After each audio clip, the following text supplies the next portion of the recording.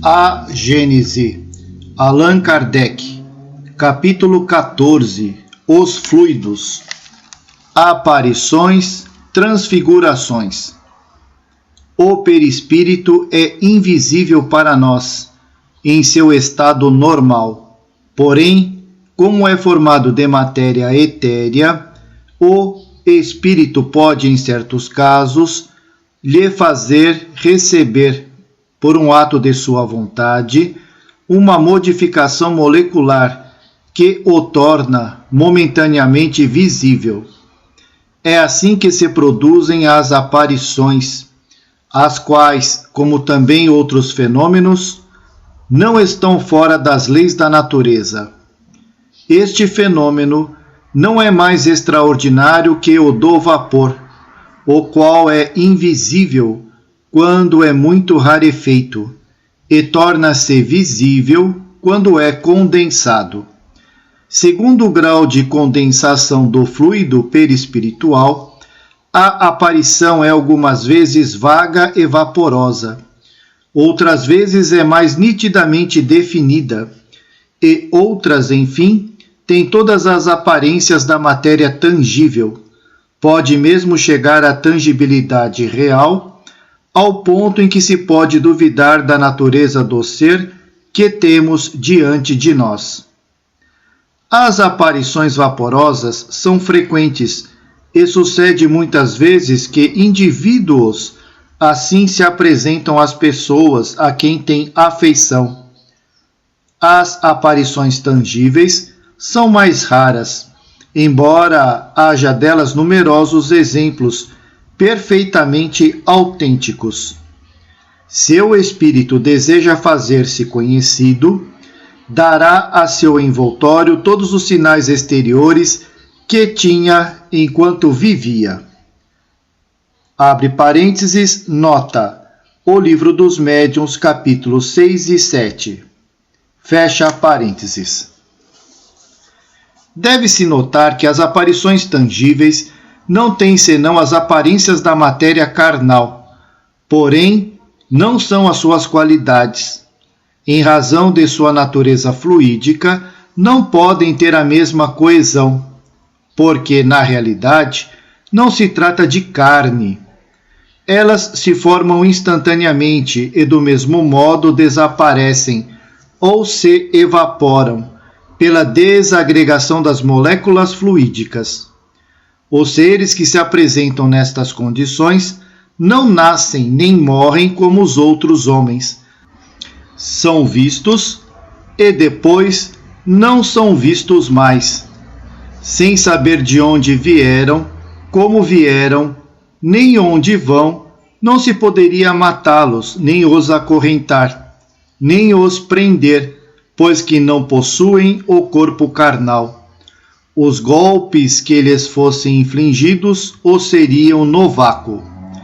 Tal é o caráter dos agêneres, com os quais podemos tratar, sem duvidar do que sejam, mas que jamais demoram por muito tempo e não podem tornar-se comensais habituais de uma casa, nem figurar entre os membros de uma família. Aliás, há em toda a sua pessoa, em seus ademanes, algo de estranho e de insólito, que se relaciona com a materialidade e com a espiritualidade. Seu olhar, vaporoso e penetrante ao mesmo tempo, não tem a nitidez do olhar dos olhos da carne. Sua linguagem breve e quase sempre sentenciosa nada tem do brilho e da volubilidade da linguagem humana. Sua aproximação faz experimentar uma sensação particular, indefinível de surpresa, que inspira uma série de medo e, embora os tomemos por indivíduos iguais aos demais do mundo, involuntariamente se diz: eis um ser singular. O perispírito é o mesmo, nos encarnados e nos desencarnados, por um efeito completamente idêntico. Um espírito encarnado pode aparecer no momento de liberdade, num outro ponto diferente daquele onde repousa seu corpo, com seus traços habituais e com todos os sinais de sua identidade. Foi este fenômeno, do qual há exemplos autênticos, que motivou a crença dos homens duplos. Um efeito particular a estas ordens de fenômenos é de que as aparições vaporosas e mesmo tangíveis não são perceptíveis indistintamente por todas as pessoas. Os espíritos não se mostram senão quando querem e a quem desejam. Um espírito poderia, pois, aparecer numa assembleia a um ou a diversos assistentes e não ser visto por outros.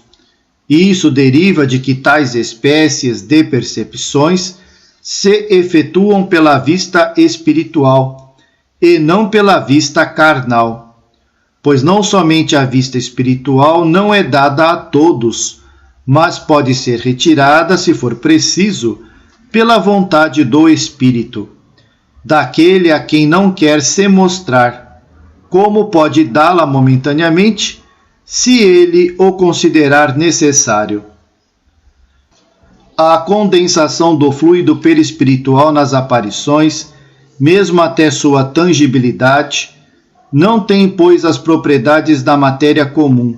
Sem isso, se as aparições fossem perceptíveis pelos olhos do corpo, ou seriam por todas as pessoas presentes.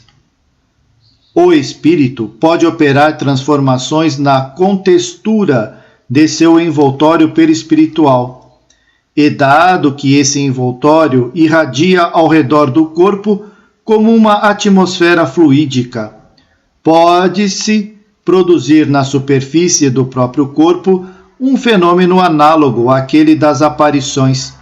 Sob a camada fluídica, a figura real do corpo pode se diluir, mais ou menos completamente, e revestir outros traços, ou ainda os traços primitivos, vistos através da camada fluídica modificada, como através de um prisma, podem tomar uma outra expressão. Se o espírito encarnado, saindo do terra a terra, se identifica com as coisas do mundo espiritual, a expressão de uma fisionomia feia pode tornar-se bela, radiosa e por vezes mesmo luminosa se, ao contrário, o espírito é exaltado por más paixões. Uma fisionomia bela pode tomar aspecto horrendo. É assim que se operam as transfigurações, que são sempre um reflexo das qualidades e dos sentimentos predominantes do espírito. Este fenômeno é, pois, o resultado de uma transformação fluídica. É uma espécie de aparição perispiritual que se produz sobre o próprio corpo vivente. E, algumas vezes, no momento da morte, em lugar de se produzir ao longe, como é o caso das aparições propriamente ditas.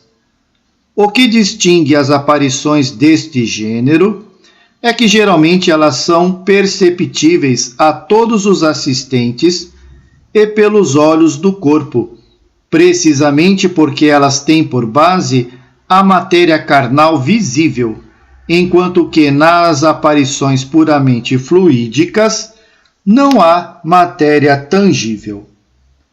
Abre parênteses, nota. Só se devem aceitar com extrema reserva os relatos de aparições puramente individuais, as quais, em certos casos, poderiam ser o efeito de imaginação superexcitadas e, por vezes, uma invenção feita com finalidade interessada.